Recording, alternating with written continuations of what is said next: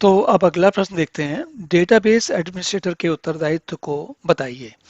अब ये सवाल ऐसा है कि चूंकि हम लोग डेटाबेस के बारे में बात कर रहे थे, डेटाबेस के रख रखाव के बारे में बात कर रहे थे, और ये एक प्रकार का जॉब होता है, एक नौकरी होती है या एक उत्तरदायित्व होता है, तो इसलिए इस बारे में बात की जा रही है।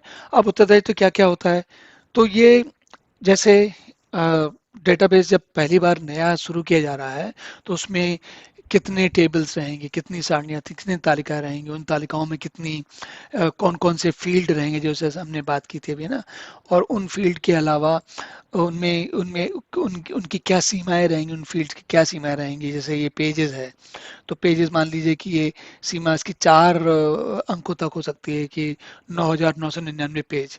आमतौर पे उससे ज़्यादा अधिक किताब, पेज की किताब थोड़ा ढूंढना मुश्किल होता है, इसलिए मैं कह रहा हूँ।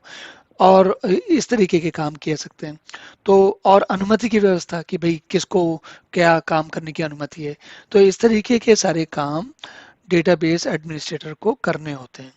वो डीडीएल, डाटाबेस डेफिनेशन लैंग्वेज भी लिखता है। डीएमएल में अ, जो उसमें उसको किन लोगों को क्या अनुमति है का देनी है या क्या काम करना है वो बनाता है।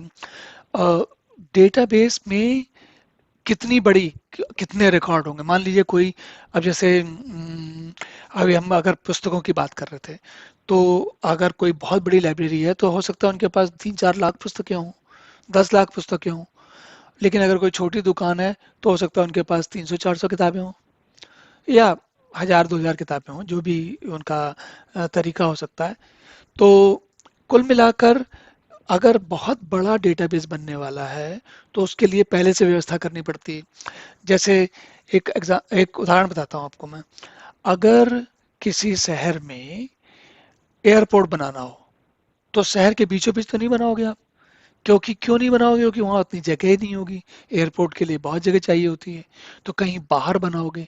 फिर आप पहले से सोचोगे कि अच्छा शहर से कितनी दूर है, लोग वहाँ तक कैसे आएंगे, इसके आसपास अगर बस्ती बढ़ गई तो क्या होगा। तो ये जैसे एयरपोर्ट बनाने में सोचना पड़ता है, ऐसे ही बड़े डेटाबेस को बनाने से पहले सोचना पड़ता है। तो ये काम भी डेटाबेस एडमिनिस्ट्रेटर करता है। फिर एक और भी बात है, मान लीजिए कि एयरपोर्ट का ही उदाहरण वापस लें। अगर एयरपोर्ट जब हम बना रहे हैं तो स्वाभाविक है हम चाहेंगे कि सड़कें वहां पर ऐसे पहुंचें कि लोग फटा समय से पहुंच सकें। मतलब ऐसा नहीं हो कि घंटों लग जाएं या रास्ते में भीड़ में फंस जाएं तो लोगों की फ्लाइट मिस होने लग जाए। तो बनाने वाले को ये पहले से सोचना पड़ेगा, है ना। इसी तरीके से डेटाबेस में अगर बहुत ज़्यादा डेटा होने वाला है तो उसको सोचना पड़ेगा कैसी डिस्क में रखें, वहाँ पर लिखने, डेटाबेस डिस्क में लिखने या डिस्क से वापस पढ़ने या उसमें कुछ अपडेट करने में कितना समय से कम से कम समय में लिखा जा सकता है। अगर जानकारी बहुत ज़्यादा है और बहुत सारी टेबल्स बन जाएंगी तो उनको कैसे संभाला जाए।